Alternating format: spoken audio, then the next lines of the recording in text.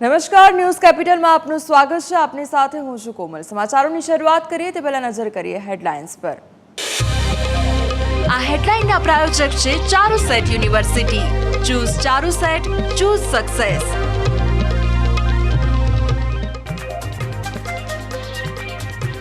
સતત ત્રીજી વખત નરેન્દ્ર મોદીના પીએમ તરીકે શપથ લેવાની તૈયારીઓ શરૂ. શ્રીલંકા, ભૂટાન સહિતના દેશના વડાઓને મોકલ્યું આમંત્રણ. કાલે બીજેપી અને એનડીએના સાંસદોની મળશે બેઠક. દિલ્હીમાં ઇન્ડી ગઠબંધનની બેઠકમાં લેવાયો મહત્વપૂર્ણ નિર્ણય. ઇન્ડી ગઠબંધનનો સરકાર નહીં બનાવી વિપક્ષમાં બેસવાનો નિર્ણય. ખડગેએ કહ્યું, યોગ્ય સમયે યોગ્ય પગલાં લઈશું. ગુજરાતમાં ચોમાસાના આગમનના એંધાણ. આગામી 7 દિવસ વરસાદની આગાહી. 8 જૂને સમગ્ર રાજ્યમાં વરસાદ વરસવાનું અનુમાન.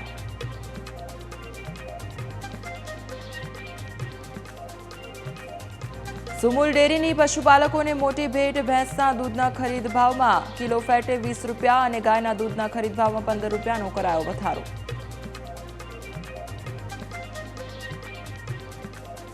T20 વર્લ્ડ કપમાં ભારતની શાનદાર જીત સાથે શરૂઆત અને આયર્લેન્ડને ભારતે 8 વિકેટથી હરાવી જીતની કરી શરૂઆત. કેપ્ટન રોહિત શર્માની શાનદાર બેટિંગ.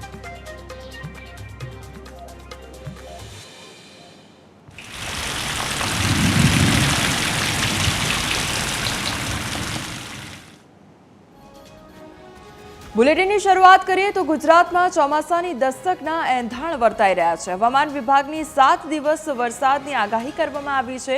તો આ તરફ દક્ષિણ ગુજરાતથી ચોમાસાની શરૂઆત થશે. તાપી, વલસાડ, દાહોદ, છોટાઉદેપુરમાં વરસાદની આગાહી કરવામાં આવી છે. તો 8 જૂને સમગ્ર રાજ્યમાં વરસાદ વરસી શકે છે.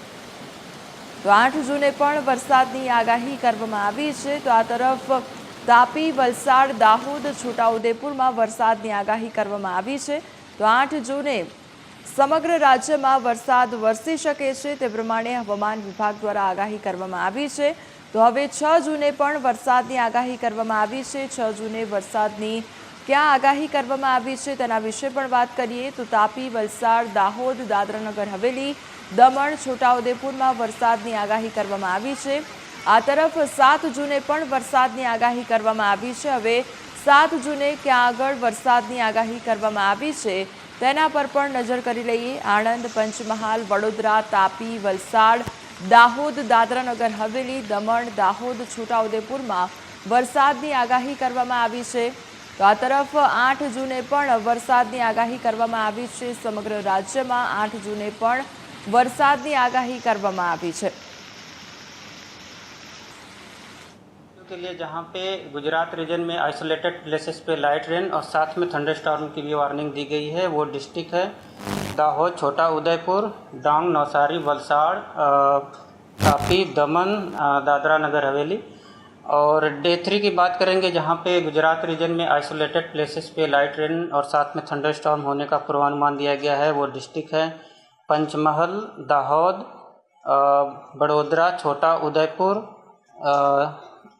डांग, नवसारी, वलसाड़, तापी, दमन, दादरा नगर हवेली. और डे 4 की बात करेंगे तो डे 4 में गुजरात रीजन और सौराष्ट्र दोनों रीजन के लिए लाइट रेन साथ में थंडरस्टॉर्म होने का पूर्वानुमान दिया गया है. और वो एक डिस्ट्रिक्ट है जहाँ पे लाइट रेन और साथ में थंडरस्टॉर्म होंगे. वो डिस्ट्रिक्ट है गुजरात रीजन के आनंद, पंचमहल, दाहोद, बड़ोदरा, छोटा उदयपुर, डांग, नवसारी, वलसाड़, तापी, दमन, दादरा नगर हवेली. और सौराष्ट्र रीजन के डिस्ट्रिक्ट हैं जहाँ पे लाइट रेन और साथ में थंडरस्टॉर्म होंगे. वो डिस्ट्रिक्ट है अमरेली, भावनगर, गिर सोमनाथ और साथ में दीव. और डे 5 की बात करेंगे जहाँ पे मतलब गुजरात रीजन में मोस्ट प्लेसेस पे लाइट टू मॉडरेट रेन होने का पूर्वानुमान दिया गया है. इसमें डे 5 में साउथ गुजरात रीजन के सारे डिस्ट्रिक्ट कवर हैं और नॉर्थ गुजरात के बनासकांठा और पाटन को छोड़कर सारे डिस्ट्रिक्ट कवर हैं जहाँ पे लाइट से मॉडरेट रेन होगी और साथ में थंडरस्टॉर्म होंगे. और डे 6 की बात करेंगे तो डे 6 में भी गुजरात के साउथ और गुजरात रीजन के सारे डिस्ट्रिक्ट कवर हैं जहाँ पे लाइट से मॉडरेट रेन और साथ में थंडरस्टॉर्म होने का पूर्वानुमान दिया गया है. और डे 7 की बात करेंगे तो डे 7 में साउथ गुजरात के सारे डिस्ट्रिक्ट हैं जहां पे लाइट से मॉडरेट रेन होने का पूर्वानुमान दिया गया है. और नॉर्थ गुजरात में बनासकांठा और पाटन को छोड़ के सारे डिस्ट्रिक्ट कवर हैं जहाँ पे लाइट से मॉडरेट रेन होगा और साथ में थंडर स्टॉर्म होंगे। राजकोट, पोरबंदर, जूनागढ़, अमरेली, भावनगर, गिर सोमनाथ, बोटाद, दीव और कच्छ ड्राई रहेगा। और डे 6 की बात करेंगे तो डे 6 में अमरेली, भावनगर, गिर सोमनाथ, दीव। और डे 7 की बात करेंगे तो डे 7 में जूनागढ़, अमरेली, गिर सोमनाथ और कच्छ ड्राई रहेगा। इन डिस्ट्रिक्ट पे लाइट रेन होने का पूर्वानुमान दिया गया है सौराष्ट्र रीजन के लिए और साथ में थंडरस्टॉर्म की भी वार्निंग है। હવે વાત કરીએ લોકસભા ચૂંટણીના પરિણામ વિશે।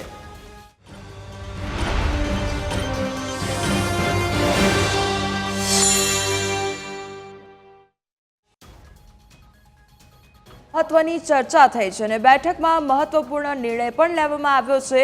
इंडिया गठबंधन सरकार बनाववा कोईपण प्रकारनो प्रयास नहीं करे। इंडिया गठबंधन विपक्ष में बेसे अने योग्य समय योग्य पगला लईशुं तेवुं खड़गे द्वारा कहेवामां आव्युं छे। बैठक में मल्लिकार्जुन खड़गे तमामने अभिनंदन आप्युं अने कह्युं के आपणे साथे मळीने संकलनथी अने पूरी ताकातथी लड्या। वधुमां खड़गे बोल्या के 18मी लोकसभानी चूंटणीमां जनतानो अभिप्राय सीधो पीएम मोदीनी विरुद्ध छे। चूंटणी तेमना नाम अने चेहरा पर लड़वामां आवी हती अने जनताए भाजपने बहुमती न आपीने तेमना नेतृत्व विषे स्पष्ट संदेशो आप्यो छे। मोदी माटे अंगत रीते आ मात्र राजकीय हार नथी पण नैतिक हार पण छे तेवुं खड़गेए कह्युं। अने कोंग्रेस अध्यक्ष खड़गेना निवासस्थाने मळेली इंडी गठबंधननी बैठकमां विविध पार्टीना 33 सभ्यो उपस्थित रह्या हता। सोनिया गांधी, राहुल गांधी, प्रियंका गांधी, अखिलेश यादव, तेजस्वी यादव और एनसीपीना शरद पवार उपरांत अन्य सहयोगी पक्षों नेताओं उपस्थित रह्या हता। तो आ बैठक में निर्णय लेवायो कि सरकार बनाववा प्रयास नहीं करवामां आवे। देखिए ठीक है, नंबर है एनडीए के पास, लेकिन हम लोग तो ये चाहेंगे कि जो सरकार बने वो बिहार को लेकर के ज़्यादा विशेष ध्यान दे, बिहार को विशेष राज्य का दर्जा दे। और दूसरी महत्वपूर्ण बात जो हम लोगों ने बिहार सरकार ने जब महागठबंधन की सरकार 17 महीने थी बिहार में, तो हम लोगों ने जाति आधारित गणना करा के उसके बाद 75% आरक्षण की सीमा को बढ़ाया था। फिर हम भी लोगों के कैबिनेट प्रपोजल एक गवर्नमेंट ऑफ इंडिया में भेजा गया था कि इस 75% के आरक्षण को शेड्यूल 9 में डाला जाए। तो हम तो चाहेंगे कि उसको जो सरकार आए वो शेड्यूल 9 में उस आरक्षण को डाले और हम चाहेंगे कि देश भर में जाति आधारित गणना जो है वो कराई जाए। देखिए ये हम लोगों की पुरानी मांग रही है जिसका समर्थन नीतीश कुमार जी ने भी किया है और एक अच्छा मौका है उनको किंग मेकर के रूप में अगर हैं तो कम से कम इतना तो होना चाहिए कि बिहार को विशेष राज्य का दर्जा दिलवाएं। तो आ तरफ एनडीए गठबंधननी पण बैठक थई अने तेमां महत्वनी चर्चा थई छे। हवे एनडीए गठबंधननुं नवुं सूत्र छे देशनी प्रगति। एनडीएनी बैठकमां प्रस्ताव पास करवामां આવ્યો। एनडीएना नेताओए नरेन्द्र मोदीने सर्वसम्मतिथी पोताना नेता तरीके चूंट्या छे। आ उपरांत बैठकमां नीतीश अने चंद्रबाबू नायडू उपरांत शिवसेना सहितना पक्षोए समर्थनपत्र सुपरत कर्या छे। बैठकमां सामेल बिहारना सीएम नीतीश कुमारे कह्युं के सरकार बनाववामां कोई विलंब न थवो जोईए, सरकार जल्दीथी बने। आ बैठकमां सरकार बनाववा सहितना मुद्दा पर थई चर्चा। तमाम साथी पक्षोना नेताओ हाजर रह्या। तो एनडीएना नेताओ टूंक समयमां ज राष्ट्रपतिने मळी शके। एनडीए टूंक समयमां सरकार बनावવાનો दावो करी शके छे रजू। महत्वनी बैठकमां पीएम मोदी, अमित शाह, जेपी नड्डा, राजनाथ सिंह उपस्थित रह्या। चंद्रबाबू नायडू अने नीतीश कुमार पण उपस्थित रह्या। तो जीतन राम मांझी तेमज एकनाथ शिंदे अने चिराग पासवान हाजर रह्या। जयंत चौधरी, पवन कल्याण अने एचडी कुमार स्वामी पण हाजर रह्या। एनडीए ने चंद्रबाबू नायडूए કેટલીક માંગ કરી છે તેની વાત કરીએ તો લોકસભા અધ્યક્ષ પદની માંગ, केन्द्र सरकार में 5 महत्वना मंत्री पद तेमज एनडीएना संयोजक बनाववा परनी मांग अने आंध्रप्रदेश माटे विशेष राज्यनो दरज्जो मांगवामां आव्यो छे तेवी अनेक मांग तेमना द्वारा करवामां आवी छे।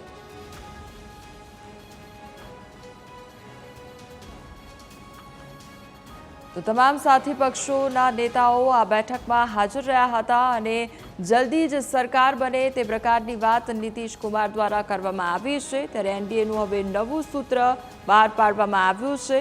नरेन्द्र मोदी एनडीएना नेता तरीके चूंटाया छे अने हवे થોડાક જ દિવસમાં કદાચ સરકાર બનાવવા માટે પણ જાહેરાત કરી દેવામાં આવશે. જલ્દી સરકાર બને તેવું નીતિશ કુમાર દ્વારા પણ કહેવામાં આવ્યું છે.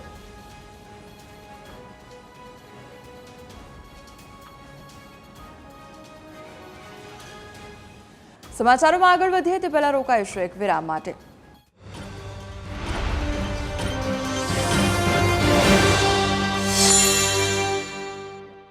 વિરામ બાદ આપનું સ્વાગત છે. સમાચારમાં આગળ વધીએ તો 7 જૂને મેરેથોન બેઠકો અને બીજેપી શાસિત રાજ્યોના મુખ્યમંત્રીઓ અને નાયબ મુખ્યમંત્રીઓની બેઠક મળશે.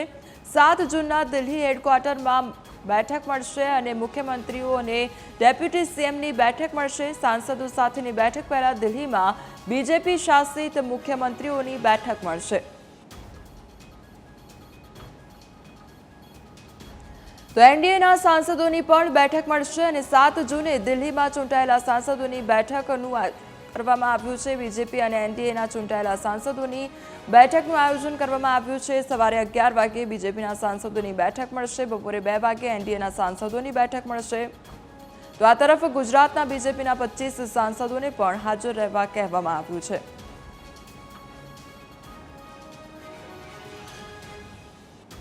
તો 17મી લોકસભા ભંગ અને રાષ્ટ્રપતિએ લોકસભા ભંગ કરી છે અને કેબિનેટની ભલામણ બાદ લોકસભા ભંગ કરી છે.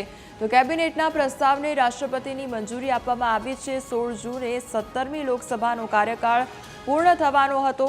કાર્યકાળ પૂર્ણ થાય એ પહેલા જ ભંગ થઈ છે લોકસભા અને રાષ્ટ્રપતિ ભવનમાં 8 જૂને શપથ ગ્રહણ સમારોહનું આયોજન. તો 8 જૂને મોદી સરકાર શપથ લઈ શકે છે. 8 જૂને સતત ત્રીજી વખત પીએમ પદના શપથ પીએમ મોદી દ્વારા લેવામાં આવી શકે છે.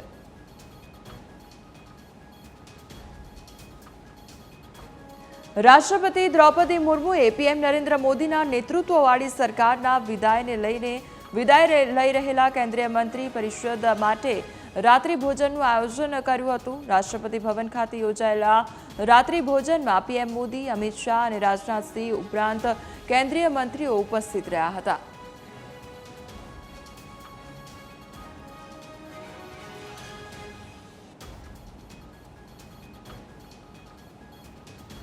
નબળા પરિણામો બાદ મહારાષ્ટ્રની રાજનીતિમાં મોટી હલચલ જોવા મળી રહી છે અને મહારાષ્ટ્રના ડેપ્યુટી સીએમ દેવેન્દ્ર ફડણવીસે રાજીનામાની તૈયારી બતાવી છે. દેવેન્દ્ર ફડણવીસે મહારાષ્ટ્રમાં બીजेपीની હાર પણ स्वीकारी લીધી છે. एक प्रकार से भारतीय जनता पार्टी की सारी जिम्मेदारी महाराष्ट्र में एक लीडर के रूप में मेरे ऊपर थी. तो ये जो हमारा महाराष्ट्र में डिबैकल हुआ है या जो हमें एक प्रकार से हार मिली है, हमारी सीटें कम हुई है, इसकी पूरी जिम्मेदारी ये मेरी है. मैं इस जिम्मेदारी को स्वीकारता हूं. कहां कमियां रही है उसको पूरा करने की कोशिश करूंगा. मैं भागने वाला आदमी तो हूं नहीं और जोरों से मैदान में उतरूंगा और हमारी पूरी पार्टी को साथ में लेकर हम लोग वापस नई स्ट्रैटेजी तैयार करेंगे. 400 पार 300 पार से घटकर 232-35 पर शायद आ चुकी है, बहुमत गया. तो आप देवेंद्र जी कहते हैं कि मेरी जिम्मेदारी है, मैं इस्तीफा देता हूँ, मुझे पार्टी की सेवा करने दो. आप करिए पार्टी की सेवा. ये आपका पार्टी का इंटरनल चिंतन मंथन हो सकता है, लेकिन जनता ने आपको पहले ही मुक्त किया है ना. जिस तरह के रिजल्ट महाराष्ट्र में आए हैं, जनता ने आपको सीधा कहा कि आप रिटायर हो जाइए. अब महाराष्ट्र में आपका कुछ काम नहीं बचा है. બીજેપીના વરિષ્ઠ નેતા ગિરિરાજસિંહનો મોટો દાવો કરવામાં આવી રહ્યો છે. એનડીએને 303 બેઠકોનું સમર્થન મળવાનો દાવો ગિરિરાજસિંહે એક્સ પ્લેટફોર્મ પર પોસ્ટ શેર કરી છે અને તેમના દ્વારા આ દાવો કરવામાં આવ્યો છે.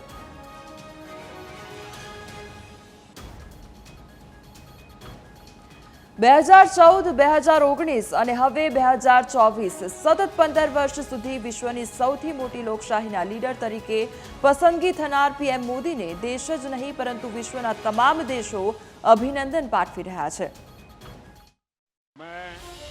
नरेंद्र दामोदर दास मोदी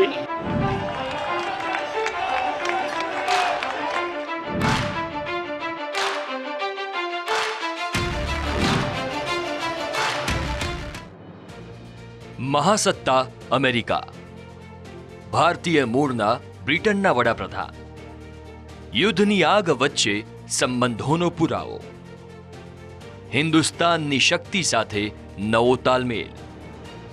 સતત ત્રીજી વખત દેશના પીએમ બનવું એ કોઈ સ્વપ્નથી ઓછું નથી, કેમ કે હિન્દુસ્તાનના ઇતિહાસમાં આવું કરનાર પીએમ મોદી બીજા રાજનેતા છે, જેમના પર દેશની જનતાએ સતત ત્રીજી વખત વિકાસ, વિશ્વાસ અને નવા ભારતનો ભરોસો મૂક્યો. ત્યારે દેશનો દરેક વ્યક્તિ, દરેક વર્ગ પીએમ મોદીને અભિનંદન આપે એ સ્વાભાવિક છે. પણ અહીં વાત દેશ પૂરતી મર્યાદિત નથી, કેમ કે ભારતને વિશ્વ ફલક પર નવી ઓળખ અપાવનાર પીએમ મોદીની આ જીતને વિશ્વના તમામ લીડર્સ પણ વધાવી રહ્યા છે. જગત જમાદારના સર્વે સર્વા અમેરિકાના રાષ્ટ્રપતિ જો બાઇડન હોય કે પછી અમેરિકાના કટ્ટર દુશ્મન અને છેલ્લા 2.5 વર્ષથી ઇઝરાયલ સાથે યુદ્ધની જીદ પાડીને બેઠેલા રશિયાના રાષ્ટ્રપતિ પુતિન હોય, કે પછી હોય ભારતીય મૂળના બ્રિટનના શાસક ઋષિ સુનક, એક એવો ચહેરો નહીં હોય, એક એવો દેશ નહીં હોય કે જેના લીડર્સે પીએમ મોદીની આ ઐતિહાસિક જીતની શુભેચ્છા નહીં આપી હોય. ઇટલીના પીએમ જોર્જિયા મેલોનીએ તો ત્યાં સુધી લખ્યું કે ચૂંટણી જીતવા બદલ નરેન્દ્ર મોદીને અભિનંદન. અમે ઇટાલી અને ભારતને એક કરવા માટે સાથે મળીને કામ કરવાનું ચાલુ રાખીશું અને લોકોના ભલા માટે વિવિધ મુદ્દાઓ પર સહયોગને એકીકૃત કરીશું. ઇટલીના વડાપ્રધાનના અભિનંદનથી અભિભૂત થઈને નરેન્દ્ર મોદીએ પણ તેમનો આભાર માન્યો. બીજી તરફ તાજેતરમાં જ ભારત સાથે વિવાદની શરૂઆત કરનાર માલદીવ્સના રાષ્ટ્રપતિને પણ ભાન થયું અને હવે જાણે પીએમ મોદી સાથે સંબંધો સુધારવાની શરૂઆત કરતા હોય એ મુજબ માલદીવના રાષ્ટ્રપતિ મોહમ્મદ મુઇઝુએ પણ પીએમ મોદીને જીત પર અભિનંદન પાઠવ્યા. મુઇઝુએ બંને દેશોની સમૃદ્ધિ અને સ્થિરતા જાળવવા માટે મળીને કામ કરવાનો દેખાડો પણ કર્યો. માત્ર રાષ્ટ્રપતિ જ નહીં, પણ પીએમ મોદીને મનાવવા માલદીવ્સના એક બાદ એક રાજનેતાઓએ પણ અભિનંદનનો વરસાદ વરસાવ્યો. ઉપરાષ્ટ્રપતિ હુસેન મોહમ્મદ લતીફ, પ્રથમ રાષ્ટ્રપતિ મોહમ્મદ નશીદ, પૂર્વ રાષ્ટ્રપતિ અબ્દુલ્લા શાહિદે પણ પીએમ મોદીને અભિનંદન પાઠવ્યા. ભૂટાનના પીએમ શેરિંગ ટોબેગીએ દ્વિપક્ષીય સંબંધોને મજબૂત કરવા નરેન્દ્ર મોદી સાથે મજબૂતીથી કામ કરવાનો સંદેશ આપ્યો. ટોબેગીએ ભારતને મહાન ઊંચાઈ પર લઈ જવા માટે પીએમ મોદીની પણ પ્રશંસા કરી. આ સિવાય નેપાળના પીએમ પુષ્પકમલ દહલે પણ બીજેપી અને એનડીએ ગઠબંધનની જીત માટે અભિનંદન પાઠવ્યા. શ્રીલંકાના રાષ્ટ્રપતિ રાનિલ વિક્રમસિંઘે અને વિપક્ષના નેતા સાજિદ પ્રેમદાસાએ પણ નમોને તેમની જીત પર અભિનંદન પાઠવ્યા હતા. તેમણે ટ્વિટર પર લખ્યું છે કે તેમને પીએમ નરેન્દ્ર મોદીના નેતૃત્વમાં ભારતના લોકોની સમૃદ્ધિ અને પ્રગતિની ખાતરી છે તથા શ્રીલંકાના રાષ્ટ્રપતિ પદના ઉમેદવાર શરદ ફોનસેકાથી લઈને પૂર્વ રાષ્ટ્રપતિ મહિન્દ્રા રાજપક્ષે સુધી મોદીના વિઝન અને દ્રઢ નિશ્ચયની પ્રશંસા કરવામાં આવી હતી અને તેમની જીત પર તેમને અભિનંદન પાઠવ્યા. મોરેશિયસના પૂર્વ પીએમ પ્રવિંદ કુમાર જગન્નાથે નરેન્દ્ર મોદીને તેમની ત્રીજી ભવ્ય જીત બદલ અભિનંદન પાઠવ્યા હતા. તેમણે એમ પણ કહ્યું હતું કે મોદીના નેતૃત્વમાં ભારત મોરેશિયસ વિશેષ દ્વિપક્ષીય સંબંધો વધુ મજબૂત કરશે. જમૈકાના વડાપ્રધાન એન્ડ હોલનેસ, બાર્બાડોસના વડાપ્રધાન મિયા એમોર મોટેલા એ પણ નરેન્દ્ર મોદીને તેમની વિશાળ જીત બદલ અભિનંદન પાઠવ્યા હતા. 2024ની લોકસભા ચૂંટણીના પરિણામોએ ભલે એનડીએને 400+ મંજિલ સુધી પહોંચવા ન દીધી, પણ એનડીએને મળેલી 292 બેઠકે પીએમ મોદીને જીતની હેટ્રિક ચોક્કસ અપાવી છે અને આ જનાદેશ દેશની રાજનીતિના ઇતિહાસમાં હંમેશા અંકિત રહેશે. અને આ જ વાતનો પુરાવો વૈશ્વિક લીડર્સના અભિનંદનનો આ વરસાદ આપી રહ્યો છે. Bureau report, news capital. સમાચારોમાં આગળ વધીએ તે પહેલા રોકાઈશું એક વિરામ માટે.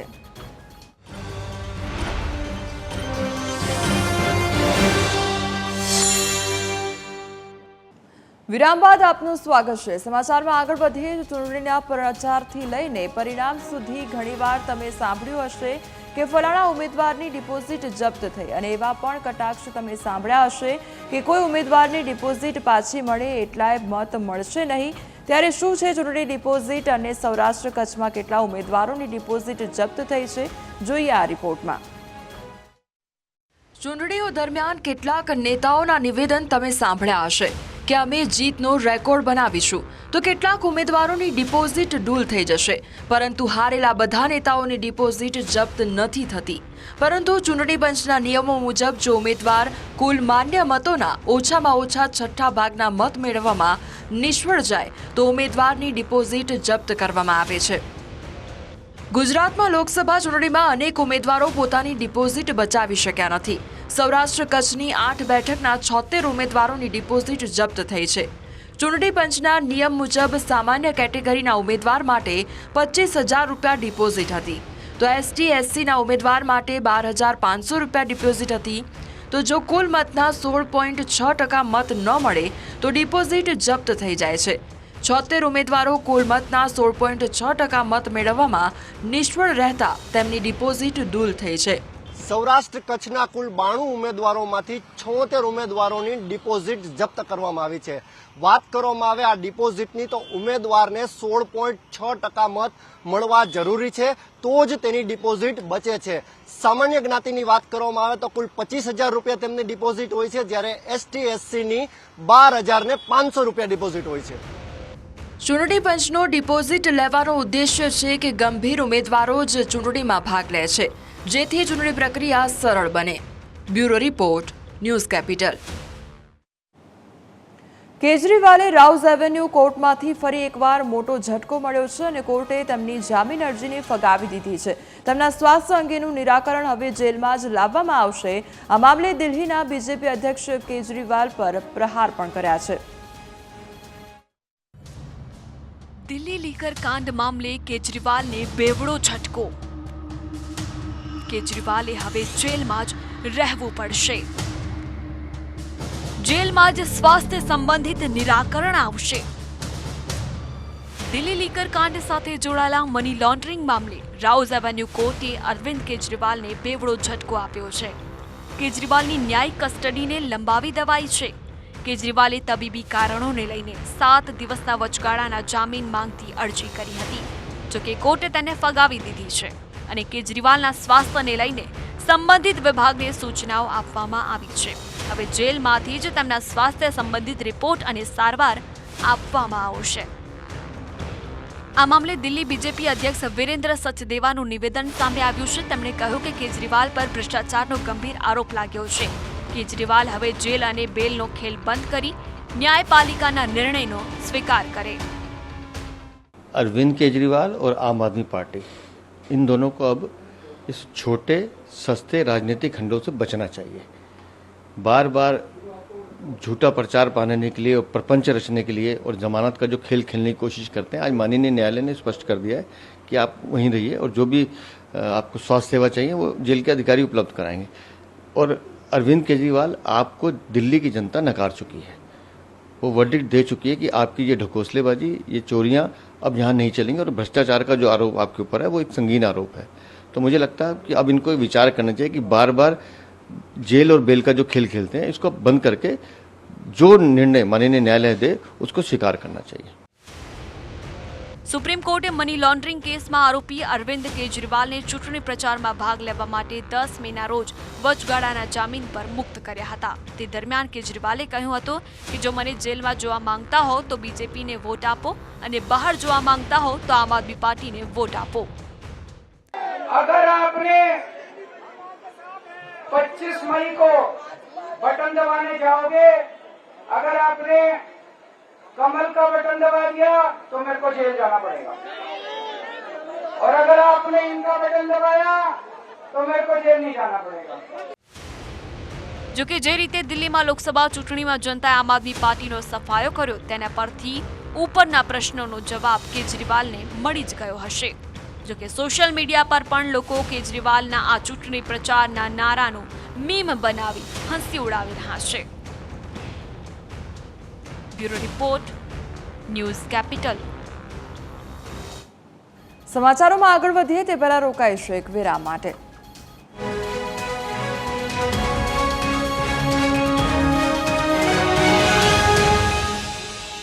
विराम बाद आपનું સ્વાગત છે। સમાચારોમાં આગળ વધીએ તે પહેલા નજર કરીએ હેડલાઇન્સ પર। આ હેડલાઇનના પ્રાયોજક છે Charusat university. Choose Charusat, choose success.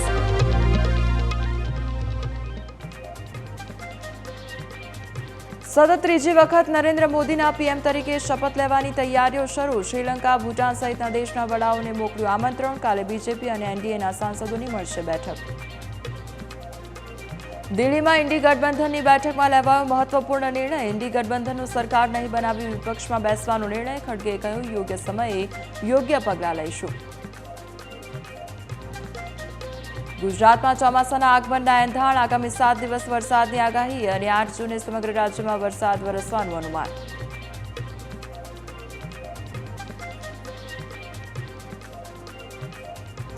Sumul ડેરીની પશુપાલકોને મોટી ભેટ, ભેંસના દૂધના ખરીદ ભાવમાં કિલો ફેટે 20 રૂપિયા અને ગાયના દૂધના ખરીદ ભાવમાં 15 રૂપિયાનો કરાયો વધારો.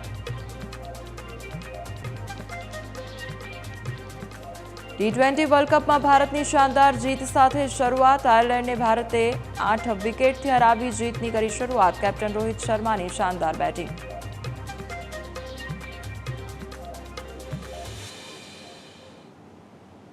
બુલેટિનની શરૂઆત કરીએ તો પાટણમાં લોકોના પ્રશ્નો દિવસે ને દિવસે વધતા જઈ રહ્યા છે અને જેને લઈ બીજેપીના ધારાસભ્ય લવિંગજી ઠાકોરે જ મુખ્યમંત્રી ભૂપેન્દ્ર પટેલને પત્ર લખ્યો. પત્રમાં ગુલાબસિંહે લખ્યું કે પાટણ જિલ્લામાં રાધનપુર વિસ્તારે સૌથી વધારે 34,706 મતોની લીડ અપાવી છે, જેથી રાધનપુરના લોકોની સમસ્યાઓ હલ કરવા માંગ કરી આ વિસ્તારમાં પીવાનું પાણી, સિંચાઈનું પાણી, રસ્તાઓ અને શિક્ષણના પ્રશ્નો હોવાનો પત્રમાં ઉલ્લેખ કરવામાં આવ્યો છે અને આ પ્રશ્નો સત્વરે ઉકેલવા માટે મુખ્યમંત્રી પાસે માંગ પણ કરી છે.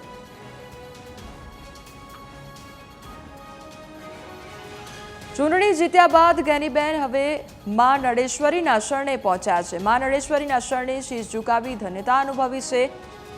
ગેનીબેનને વધાવવા મોટી સંખ્યામાં લોકો ઉમટ્યા હતા અને લોકસભામાં જીત બાદ ગેનીબેનને ઠેર ઠેર આવકાર પણ મળ્યો છે.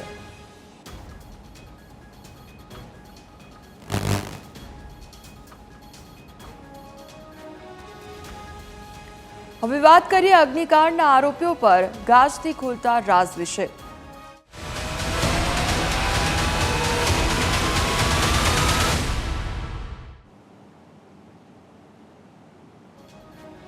રાજકોટ અગ્નિકાંડ મામલે આજે ગુજરાત હાઈકોર્ટમાં સુનાવણી હાથ ધરવામાં આવી અને હાઈકોર્ટે રાજ્ય સરકાર અને 4 મનપાના કમિશનરો, પૂર્વ કમિશનરો તેમજ ફાયર ચીફ ઓફિસર અને રાજકોટ પોલીસ કમિશનરને સોગંદનામું સોંપવા આદેશ કર્યો હતો.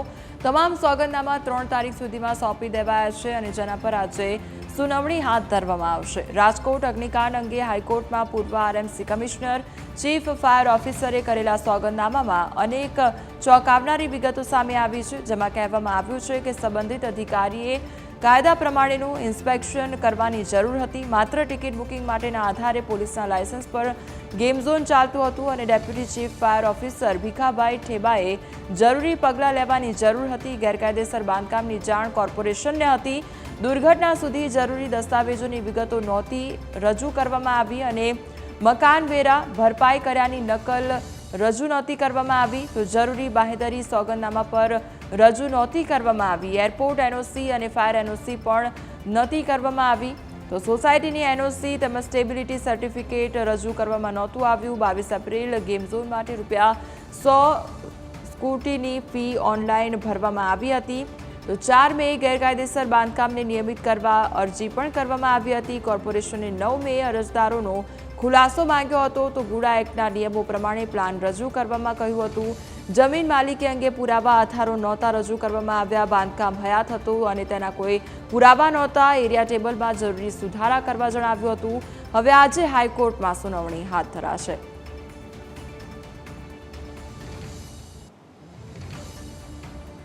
લોકસભાની ચૂંટણીના પરિણામ બાદ ફરી એકવાર રાજકોટ અગ્નિકાંડનો મુદ્દો ઉઠ્યો છે અને અગ્નિકાંડ મામલે એસઆઈટીની તપાસમાં મોટા ખુલાસા પણ થયા છે.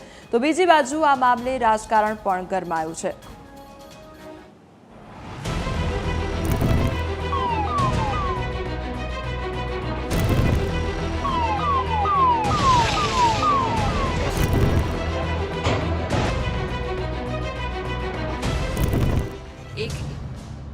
રાજકોટ અગ્નિકાંડ અંગે એસઆઈટીના ઇન્ટરિમ રિપોર્ટમાં થયો મોટો ખુલાસો. 10 મુદ્દાઓના આધારે એસઆઈટીએ રાજ્ય સરકારને સોંપ્યો પ્રાથમિક રિપોર્ટ. ચૂંટણી પૂર્ણ થતાં જ અગ્નિકાંડનો મુદ્દો ફરી બન્યો રાજનીતિનું કેન્દ્ર. 27 નિર્દોષ લોકોનો જીવ લેનાર રાજકોટ અગ્નિકાંડનો મુદ્દો ચૂંટણી પરિણામમાં વિસરાઈ ગયો હતો. જો કે એસઆઈટીની ઇન્ટરિમ રિપોર્ટમાં મોટા ખુલાસા થયા છે, જે બાદ ફરી એકવાર ચર્ચાએ તૂલ પકડી છે. સમગ્ર ઘટનામાં પ્રાથમિક રીતે પોલીસ વિભાગ, રાજકોટ મ્યુનિસિપલ કોર્પોરેશન, રાજકોટ માર્ગ અને મકાન વિભાગની ગંભીર બેદરકારી અને નિષ્કાળજી સામે આવી છે. 10 મુદ્દાના આધારે એસઆઈટી રાજ્ય સરકારને પ્રાથમિક અહેવાલ સોંપ્યો છે, જેમાં મોટા ઘટસ્ફોટ થયા છે. સમગ્ર ઘટનામાં પ્રાથમિક રીતે પોલીસ વિભાગ, રાજકોટ મ્યુનિસિપલ કોર્પોરેશન, રાજકોટ માર્ગ અને મકાન વિભાગની ગંભીર બેદરકારી અને નિષ્કાળજી સામે આવી છે. પોલીસ વિભાગના લાયસન્સ શાખાના તથા તાલુકા પોલીસ સ્ટેશનના પીઆઈએ કોઈ પણ પ્રકારની ખરાઈ કર્યા વગર પરફોર્મન્સ લાયસન્સ આપ્યો હોવાનો એસઆઈટી રિપોર્ટમાં ઉલ્લેખ કરવામાં આવ્યો છે. રાજકોટ મ્યુનિસિપલ કોર્પોરેશનના ટાઉન પ્લાનિંગ વિભાગ અને ફાયર વિભાગની સીધી રીતે ગંભીર બેદરકારી સામે આવી છે. 3 વર્ષથી ગેમ ઝોન ચાલતું હોવા છતાં પણ કોઈ પણ પગલાં ન લેવાયા હોવાનો એસઆઈટી રિપોર્ટમાં ઉલ્લેખ કરવામાં આવ્યો છે.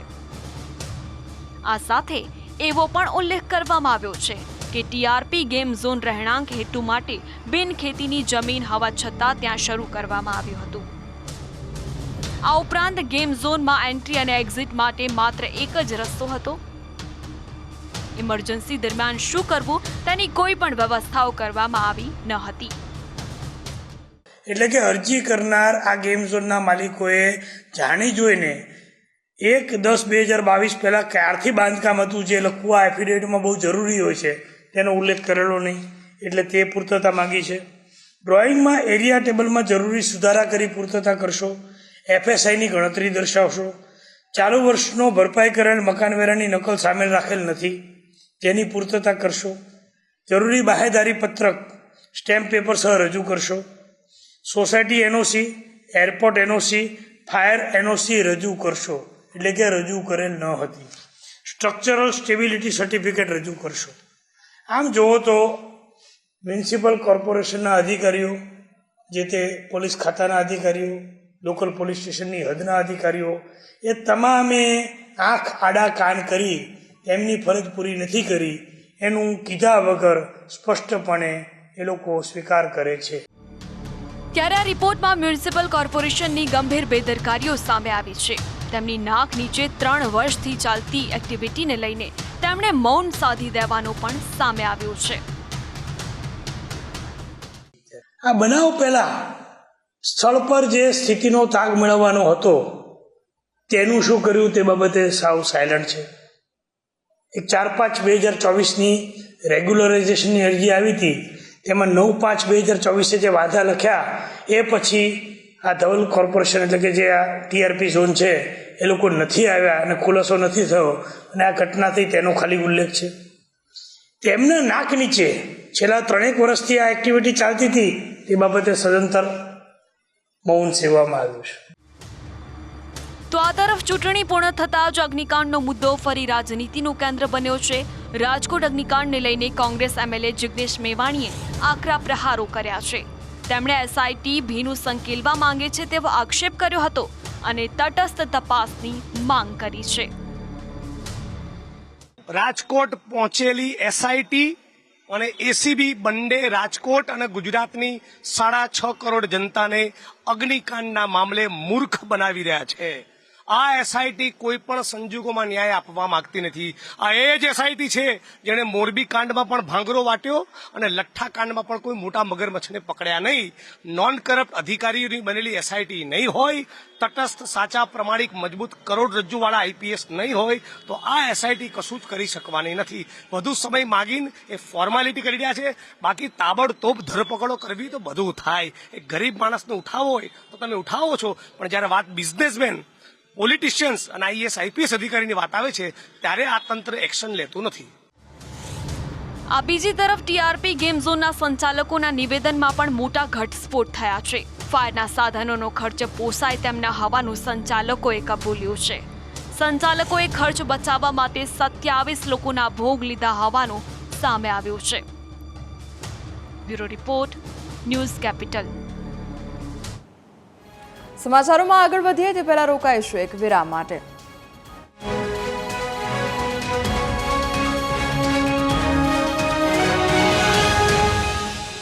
વિરામ બાદ આપનું સ્વાગત છે। સમાચારમાં આગળ વધીએ તો સુરત અને તાપી જિલ્લાના પશુપાલકો માટે ખુશખબર સામે આવી છે। પશુપાલકો માટે દૂધના ભાવમાં વધારો કરવામાં આવ્યો છે। દૂધના ભાવમાં કિલો ફેટે વધારો કરવામાં આવ્યો છે। ભેંસના દૂધમાં કિલો ફેટે 20 રૂપિયા અને ગાયના દૂધમાં કિલો ફેટે 15 રૂપિયાનો વધારો કર્યો છે। ભેંસના દૂધના કિલો ફેટે ભાવ રૂપિયા 830 હતા, જે વધારી રૂપિયા 850 કરવામાં આવ્યા છે। તો આ તરફ ગાયના દૂધના કિલો ફેટનો ભાવ રૂપિયા 795 હતો, જે વધારી રૂપિયા 810 કરવામાં આવ્યા છે। સુમુલ ડેરીના ચેરમેન માનસિંહ પટેલે જાહેરાત કરી સુરત તાપી જિલ્લાના 2.5 લાખ પશુપાલકોને વાર્ષિક 60 કરોડનો ફાયદો થશે। 2.5 લાખ પશુપાલકો માટે ખુશીના સમાચાર સામે આવ્યા છે। સુરત તાપી સાથે લગભગ 2.5 લાખ પશુપાલકો જોડાયેલા છે। એમના માટે ખાસ કરીને ભેંસના દૂધમાં જે ખરીદ ભાવ છે જે 830 રૂપિયા કિલો ફેટે હતો એ 20 રૂપિયા કિલો ફેટે વધીને 850 રૂપિયા કરવામાં આવ્યા છે। અને ગાયમાં પણ જે 795 રૂપિયા હતા એમાં કિલો ફેટે 15 રૂપિયા વધારીને 810 રૂપિયા કરવામાં આવ્યો છે। આને કારણે પશુપાલકોને વાર્ષિક લગભગ 60 કરોડથી પણ વધારાનો ફાયદો થવાનો છે। ચોમાસાના આગમન પહેલા નવસારી જિલ્લામાં પાણીની પારાયણ સામે આવી છે અને ચીખલી તાલુકામાંથી પસાર થતી ખરેરા નદી કાળઝાળ ગરમીના કારણે સુકાઈ ગઈ છે, જેથી લોકો પાણી માટે વલખા મારી રહ્યા છે। એક તરફ લોકો પીવાનું પાણી ન મળતા પરેશાન થયા છે અને બીજી તરફ સિંચાઈનું પાણી ન મળતા ઊભા પાકો સુકાઈ રહ્યા છે। એટલું જ નહીં, સ્મશાનમાં અંતિમ સંસ્કાર કર્યા પછી ચિતાની સફાઈ કરવા માટે પણ પાણી નથી અને સરકાર સત્વરે પાણીની વ્યવસ્થા કરે તેવી સ્થાનિકોની માંગ ઉઠી છે। 3 મહિનાથી નદી સુકાયેલી છે, જ્યારે ઢોર લોકોને પાણી નથી મળતું, માણસોને પાણી નથી મળતું। અમારા ગામમાં તળાવ છે, નહેર છે, તળાવ બી સૂકું છે, નહેરમાં બી પાણી નથી આવતું। ચેકડેમ કેલિયા ડેમ નજીક છે, કેલિયા ડેમનું પાણી બીજા ગામને વપરાય છે, જ્યારે કલિયારી ગામ એકદમ સૂકું છે, જોઈ શકો છો। આ નદીમાં બોર બી કર્યા છે પણ બોરમાં બી પાણી નથી અને નદીનું પાણી ન હોવાથી ઘણી વખત મયત ગામમાં થવાથી અમારે ટેમ્પા ભરીને કે પીપળા ભરીને સ્મશાન ભૂમિએ પાણી લઈ જવા પડે છે। બનાસકાંઠાના પાલનપુરમાં કોલેરાનો કહેર સામે આવ્યો છે। પાલનપુરના 11 વિસ્તારને કોલેરાગ્રસ્ત જાહેર કરવામાં આવ્યા છે। 5 જૂનથી 5 જુલાઈ સુધી કોલેરાગ્રસ્ત જાહેર કરવામાં આવ્યા છે। 30 જેટલા લોકો કોલેરાની સારવાર લઈ રહ્યા છે। 3 જૂને લેવામાં આવેલા પાણીના સેમ્પલ ફેલ થયા છે। આજે કલેક્ટર સાહેબ દ્વારા જે જાહેરનામું પાડવામાં આવ્યું છે, જે વોર્ડ નંબર 6ના વિવિધ વિસ્તારો છે, જેમ કે સલાટવા છે, કમાલપુરા છે, નાની બજાર નવીસા છે, એના આજુબાજુના 2 કિલોમીટરના એરિયા કોલેરાગ્રસ્ત જાહેર કરવામાં આવ્યો છે। એના નિયંત્રણ અધિકારી તરીકે અમારી નિમણૂક થયેલ છે। ત્યાં જે સ્વચ્છતા સફાઈનો અને ક્લોરિનેશનની કામગીરી ચીફ ઓફિસર દ્વારા કરવામાં ચાલુ છે। કુલ 3જી તારીખે 23 સેમ્પલ લેવામાં આવ્યા હતા, જેમાંથી 1 સેમ્પલ પોઝિટિવ આવેલ છે। એની સારવાર દરમિયાન અત્યારે ચાલુ છે। બનાસમાં અમને મેડિકલ સારવાર હેઠળ છે। વડોદરા જિલ્લા કલેક્ટરે જાહેરનામું બહાર પાડ્યું અને જિલ્લાની તમામ નદીમાં નહાવા પર પ્રતિબંધ મૂક્યો છે। નાળા, ચેકડેમ, કેનાલ અને તળાવમાં નહાવા પર પ્રતિબંધ મૂકવામાં આવ્યો છે। 2 મહિના માટે આ પ્રતિબંધ લગાવવામાં આવ્યો છે। જાહેરનામામાં 23 સ્થળોનો ઉલ્લેખ કરવામાં આવ્યો। ડિસ્ટ્રિક્ટ વોટર સાઇટ સેફટી કમિટીની બેઠક બાદ નિર્ણય કરવામાં આવ્યો છે। પ્રાથમિક શિક્ષણ સંઘની શિક્ષણ મંત્રીને રજૂઆત કરવામાં આવી છે। પ્રાથમિક શિક્ષકોની બદલીના કેમ્પ મુદ્દે રજૂઆત કરી। હેડસ્ટાર્ટ અને બદલીના નિયમો જાહેર કરવા મુદ્દે રજૂઆત કરવામાં આવી છે। સરકારે અગાઉ બેઠકમાં નિયમો મંજૂર કર્યા હતા અને બેઠક બાદ શિક્ષણ વિભાગે નિયમો જાહેર કર્યા નથી। પ્રમુખ ગુજરાત રાજ્ય પ્રાથમિક શિક્ષક સંઘ આજરોજ માન્ય કુબેરભાઈ ડિંડોર સાહેબને અમારી રજૂઆત હતી કે હેડસ્ટાર્ટના જે બદલીના નિયમો છે, આજે 12-13 વર્ષ સુધી એ બદલીના નિયમો ક્યાંક ને ક્યાંક કારણસર એ મિટિંગો થઈ ગઈ, એના નિયમો બની ગયા, છતાં સરકાર દ્વારા ડિક્લેર કરવામાં નથી આવતા। એટલે આજે મંત્રીશ્રીને રજૂઆત રૂબરૂ મળીને લેખિત આપીને કરવામાં આવેલી છે કે હેડસ્ટાર્ટના ઝડપથી બદલીના નિયમો બહાર પાડીને અને બદલીના કેમ્પો કરવામાં આવે અને ખાસ કરીને પ્રાથમિક શિક્ષકો આચારસંહિતાના કારણે જે જૂનમાં કેમ્પ કરવાના હોય એ પણ બદલીના કેમ્પો છે એ પેન્ડિંગ છે, એની ઝડપથી બદલીના કેમ્પો છે એ ઝડપથી ડિક્લેર કરવામાં આવે। નીટ યુજીની પરીક્ષામાં અમદાવાદના ધીર વસાવડિયાએ પરિવારનું ગૌરવ વધાર્યું છે. ધીર વસાવડિયાએ પરીક્ષામાં 720માંથી 620 માર્ક્સ હાંસલ કર્યા. ધીરનું મેડિકલનો અભ્યાસ કરી ડોક્ટર બનવાનું સ્વપ્ન છે. આજે નીટ યુજી 2024ની પરીક્ષાનું પરિણામ આવી ગયું છે ત્યારે આપણી વચ્ચે ધીર વિસાવડિયા છે કે જેણે 720માંથી 620 માર્ક્સ મેળવીને સિદ્ધિ હાંસિલ કરી છે. તો હવે આપણે ધીર સાથે વાતચીત કરીશું કે તેને આ સમગ્ર તૈયારી કેવી રીતે કરી.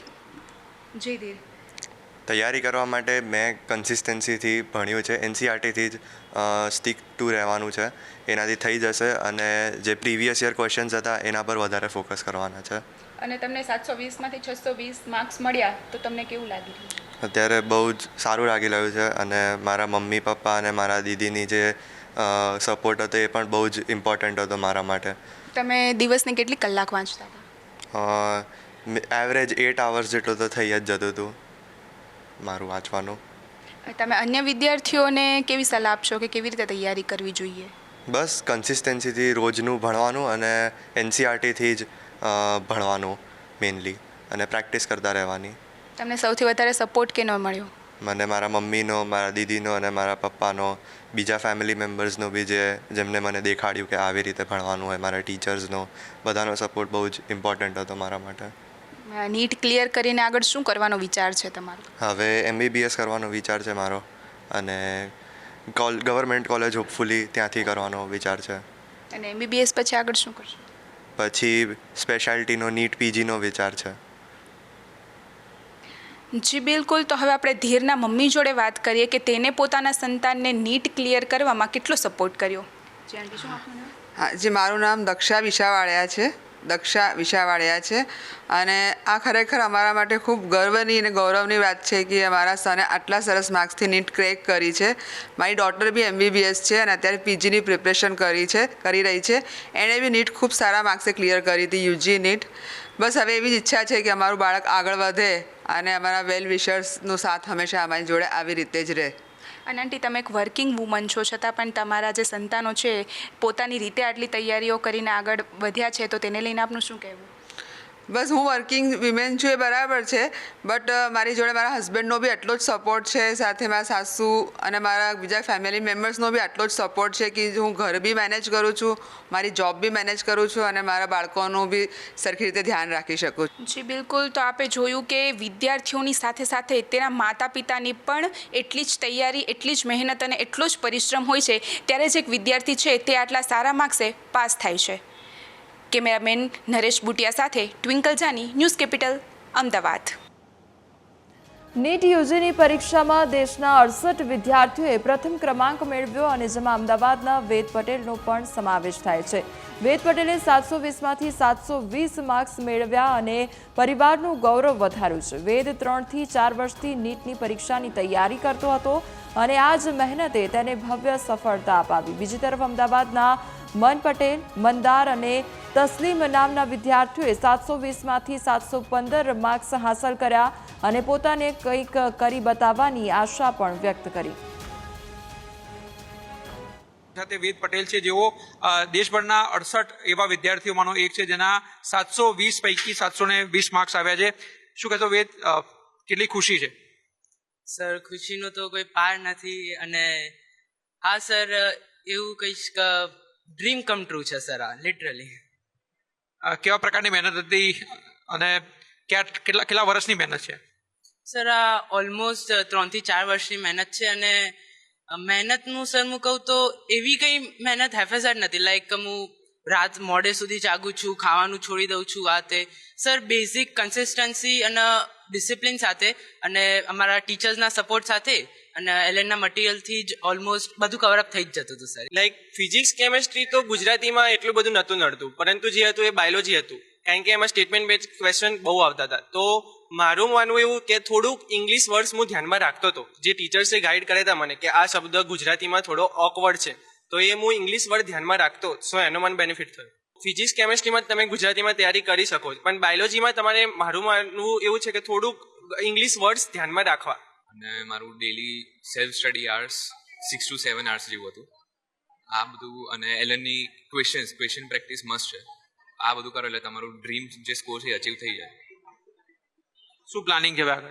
આગળ હવે એમ્સ જોધપુર કે બીજે મેડિકલ કોલેજનો ટાર્ગેટ છે એ મળી જાય તો સારું. કઈ રીતે તૈયારી કરી હતી તમે? કેટલો સપોર્ટ રહ્યો પરિવારનો? તૈયારી તો મતલબ there is no shortcut to success. એકદમ મહેનત કરી હતી મેં, અને એવું હતું કે એવરી ડે મારા પેરેન્ટ્સનો તો એક્સ્ટ્રીમ સપોર્ટ હતો. એમના વગર તો હું કરી જ ના શકું. મતલબ મારા બ્રેકડાઉન થતા હતા, મોટિવેટેડ રાખતા હતા. પ્લસ મારા એલએન ગાંધીનગરના ટીચર્સ બી બહુ જ હેલ્પફુલ હતા. અને એવરી ડે આવીને ક્લાસ નોટ્સ રિવાઇઝ કરવાની, એનસીઆરટીને થરોલી વેલ રીડ કરવાની, અને બિલકુલ ઇગ્નોર નહીં કરવાનું, જે મેં પહેલાં મિસ્ટેક કરી હતી. એન્ડ બીજું એમ કે એલએનની મોડ્યુલને એકદમ કમ્પ્લીટલી સ્ટડી કરે તો ઇનફ છે, એનાથી ક્રેક થઈ જશે. તો આ હતા વિદ્યાર્થીઓ જેઓ સફળતાના શિખર જે છે તે હાંસલ કર્યા છે. વર્ષોની મહેનત હતી અને પરિણામ જે છે તે આજે આવ્યું છે. એટલે તેમનું કહેવું છે કે દરરોજ જે છે તે કન્સિસ્ટન્સી મહેનત કરવી પડે. લગભગ 6 થી 7 કલાકની રોજનું વાંચન છે તો ક્યાંક ને ક્યાંક વિદ્યાર્થી જે છે તે સારો સ્કોર કરી શકશે. કેમેરામેન સુરેશ રાજપૂત સાથે આશુતોષ ઉપાધ્યાય, ન્યૂઝ કેપિટલ, અમદાવાદ. સમાચારોમાં આગળ વધીએ તે પહેલા રોકાઈશું એક વિરામ માટે.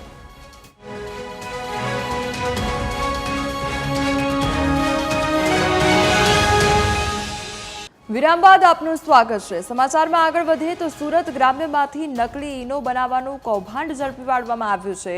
નવી પારડી ગામમાં એક ગોડાઉન નકલી ઈનો બનાવતો હતો અને પોલીસના દરોડામાં 2 શખ્સો નકલી ઈનોનું પેકિંગ કરતા રંગે હાથ ઝડપાયા છે. અને ઘલુડી ગામમાં એક ઘર ભાડે રાખી વેચાણ કરવામાં આવતું હતું અને આ ઘર પરથી પણ 2 શખ્સોની ધરપકડ કરવામાં આવી છે. ઘટના સ્થળેથી ઈનો બ્રાન્ડનો નકલી સોડા, અગરબત્તી અને વીટ હેર રિમૂવલ ક્રીમનો મોટી માત્રામાં જથ્થો જપ્ત કરવામાં આવ્યો છે. સમગ્ર કેસમાં કુલ 4 શખ્સોની ધરપકડ કરવામાં આવી અને 2 શખ્સોને વોન્ટેડ જાહેર કરવામાં આવ્યા છે. ઘટના સ્થળેથી કુલ 10,34,000નો મુદ્દામાલ જપ્ત કરવામાં આવ્યો છે. ટીમ તથા પેરોલ ફોલો ટીમને એક ચોક્કસ માહિતી મળેલ કે ગેરકાયદેસર ડુપ્લિકેટ ઈનો નવી પારડી ખાતે નેશનલ ઇન્ડસ્ટ્રી એસ્ટેટમાં નેશનલ પ્લોટ નંબર 18માં અમુક ઇસમો રાખેલ છે. જે અનુસંધાને ત્યાં રેડ કરતા ગેરકાયદેસર ઈનોનો જથ્થો મળી આવ્યો તેમજ 2 ઇસમો મળી આવેલા અને તેમની પૂછપરછ કરતા વધારાનો જથ્થો ત્યાંથી આગળ પિનલ રેસિડેન્સીમાં મળી આવેલ. કુલ 4 ઇસમોની ધરપકડ કરવામાં આવેલ છે. કેન્સરની બીમારીએ પોલીસ કર્મચારીને ગુનેગાર બનાવી દીધા અને આ પોલીસકર્મીએ એવી રીતે ઉચાપત કરી જે બાદ તેની સામે ગુનો નોંધી ધરપકડ કરવામાં આવી છે. પોલીસ સ્ટેશનમાં સરકારી મુદ્દામાલના રૂપિયા અંગત કામ માટે ઉપયોગ કરીને તેણે લાખો રૂપિયાની ઉચાપત કરી હતી. આ ઘટના સાબરમતી પોલીસ સ્ટેશનમાં સામે આવી, જ્યાં પોલીસ સ્ટેશનમાં ક્રાઇમ રાઇટર તરીકે ફરજ બજાવતા એએસઆઈ જયેન્દ્રસિંહ પરમારે જુદા જુદા ગુનાઓના સરકારી મુદ્દામાલ એવા રોકડ નાણાં 53.65 લાખની ઉચાપત કરી.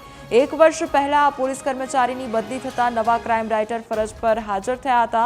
ત્યારે મુદ્દામાલની તપાસ કરતા વર્ષ 2016 થી 2023 સુધીનો હિસાબ ન હોવાનું સામે આવ્યું અને બાદમાં ભાંડો ફૂટી ગયો અને આ પોલીસ કર્મીની પૂછપરછ કરતા સામે આવ્યું કે કેન્સરની બીમારી અને હાર્ટની તકલીફ તે આર્થિક સંકળામણમાં હતો અને એટલે જ ઈલાજ માટે ઉચાપત કરી હતી.